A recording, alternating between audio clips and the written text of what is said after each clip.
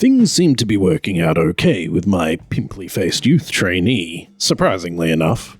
He's keen to please, but I'll cure that in a couple of weeks after exposure to some of the more demanding clients.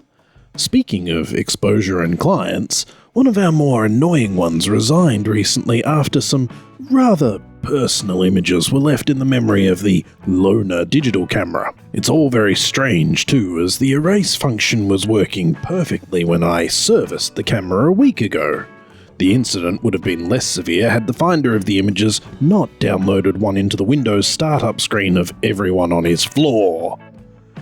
The victim claimed in his defense, of course, that the image had been touched up, but consensus of opinion was that it wasn't the image that was getting that treatment. Dirty sod. PFY is concerned, and obviously needs counselling about it. "What's the problem?" I ask. Well, it's just that I don't understand how the image could have got onto all those PCs. I see. I guess someone managed to break into the application server and forced it to upload to certain desktops.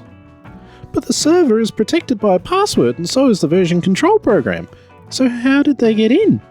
Someone must have found out the passwords, I reply, waiting for the inevitable.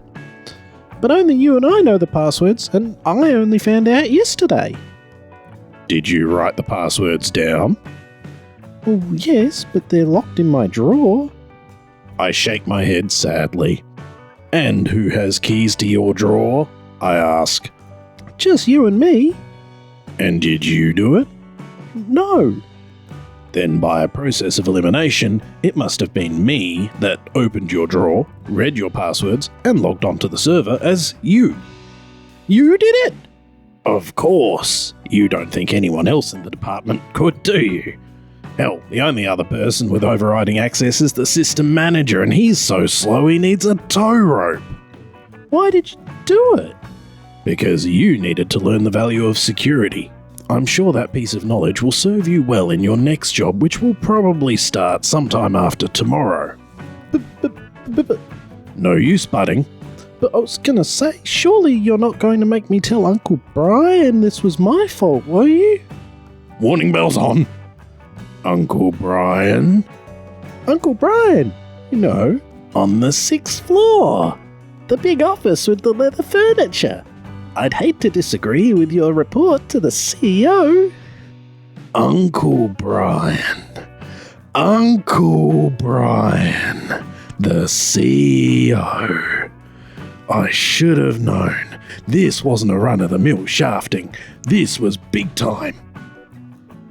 Well, perhaps it's best to put it down to some outside hacker, I say in what I believe to be a kindly manner.